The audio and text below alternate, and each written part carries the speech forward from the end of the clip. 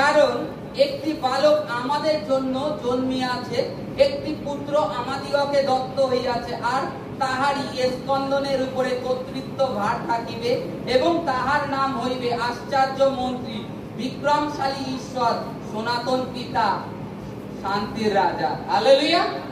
পেয়েছি, সনাতন পিতা, শান্তির রাজা, বিক্রমশালী ঈশ্বর। আজকে আমাদেরকে লোকে ভ্রান্ত করে, আমরা খ্রিস্টের মতো হওয়ার চেষ্টা করছি, যে খ্রিস্টকে কি রূপ ছিল। বাইবেলে এটাই বলছে, তোমরা খ্রিস্টকে পরিধান করো।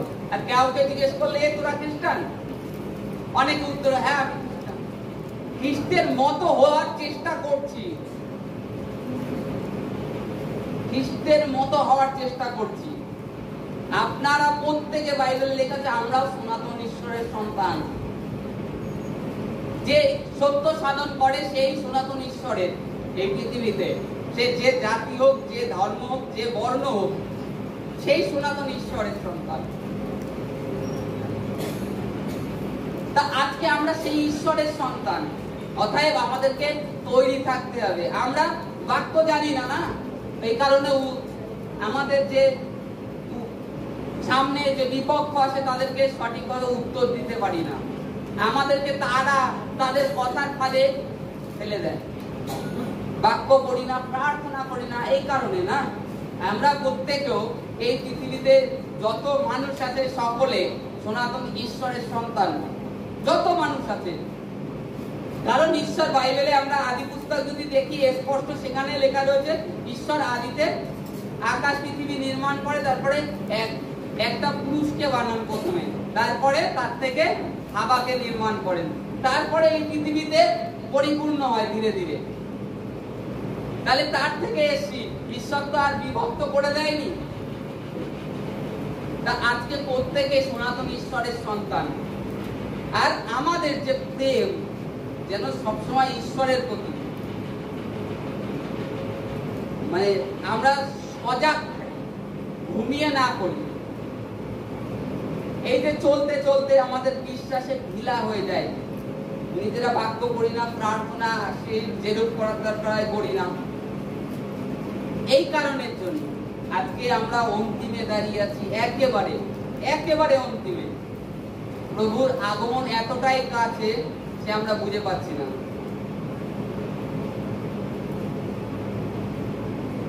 আমরা সেই হিসেবে তৈরি থাকছি না। আমাদেরকে পরিশ্রম করতে হবে। বাইবেলে প্রভুর বাক্য বলছে, আকাশের পাখিদেরকে দেখো, তারা কাটেও না, বনেও না, কিন্তু তোমাদের স্বর্গস্থ পিতা আহার দেন। আজকে আমরা যেটুখানি দেয় ঈশ্বর, অবশ্যই ঈশ্বরকে ধন্যবাদ দিই। ঈশ্বর তার থেকে আমাদেরকে বাঁচিয়ে রেখেছেন। কিন্তু অতিরিক্ত যখনই আপনি যাবেন, তখন আপনার জীবনে আপনি ভাববেন যে ঈশ্বরকে আমি কোথায় ফেলে রেখে দিয়েছি, ঈশ্বর কোথায় আমার জীবনে। ঈশ্বরের স্থান আছে। ঈশ্বর চান সদা সর্বদা আমার সন্তানরা দুঃখে না থাকুক, কষ্টে না থাকুক।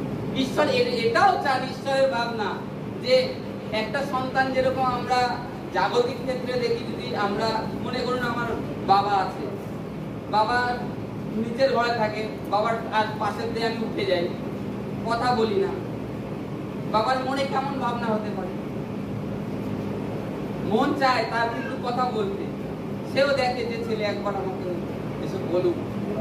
বাবার কাছে ছেলে ছোট থাকে, জানে বাবা যে ছেলে বড় হয়ে গেছে, কিন্তু তা সত্ত্বেও বাবার মধ্যে সেই ছেলের যে ছোট দিনগুলো, সেটাই বাবার চোখে ভেসে ওঠে, যে ওকে এইভাবে মানুষ করেছি, এইভাবে করেছি, বাবার চোখে ভেসে ওঠে।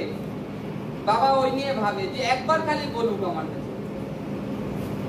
এরকম যদি আমি না বলে উঠে যাই, তখন বাবার মনে কি ফিল হবে? কিন্তু একটা ডাক দিই যদি, তুমি কি খেয়েছো, তখন বাবা আমাকে জিজ্ঞেস করেছি, এখন ঢুকলি, তুই খাওয়া দাওয়া করেছিস, একটু রেস্ট নিয়ে গিয়ে পরে আয় কথা বল। তখন তার মধ্যে একটা বল পায়। তদ্রূপ ঈশ্বরও, আমরা জগতে চলতে চলতে চলতে চলতে যখন ঈশ্বরের সুসমাচার কার্য করি, ঈশ্বরের সাথে কথা বলছি, তখন তো ঠিক আছে। যখন অর্থের পিছনে ছুটতে থাকি, তখন কি হয়? ঈশ্বরের সাথে এই কথা বলাটা হয় না। তখন পিতাও চায় যে একবার এসে কথা বলুন, একবার এসে ডাকুন, এটা চান। তা আমরা যেন এই যে অন্তিমে দাঁড়িয়ে আছি, আমরা সেই রূপ আমাদের বিশ্বাসের জন্য দাঁড়িয়ে থাকতে পারি। প্রার্থনার জন্য আমরা বৃদ্ধি করি, আমাদের দেশের জন্য, আমাদের সৈনিকদের জন্য, যারা সাধারণ মানুষ আছে প্রত্যেকের জন্য আমরা প্রার্থনা করি। আর আমরা আমাদের বিশ্বাস যাতে না শীতল হয় এই কারণের জন্য প্রচুর পরিমাণে বাক্য করি। এগুলো অলরেডি দেখতে পাবো যে দানিয়েল পুস্তকে যেগুলো বললাম, এগুলো সামনে হবে, এগুলো এখনো মানে হয়নি। যে অপবিত্র বস্তু সৈনিকরা প্রাঙ্গণ দলিত করবে, সেগুলো এখনো বাকি আছে, এগুলো হবে অলরেডি। তা অতএব আমরা নিজেদেরকে সতর্ক করবো। Hallelujah, hallelujah. আরেকটা বাক্যে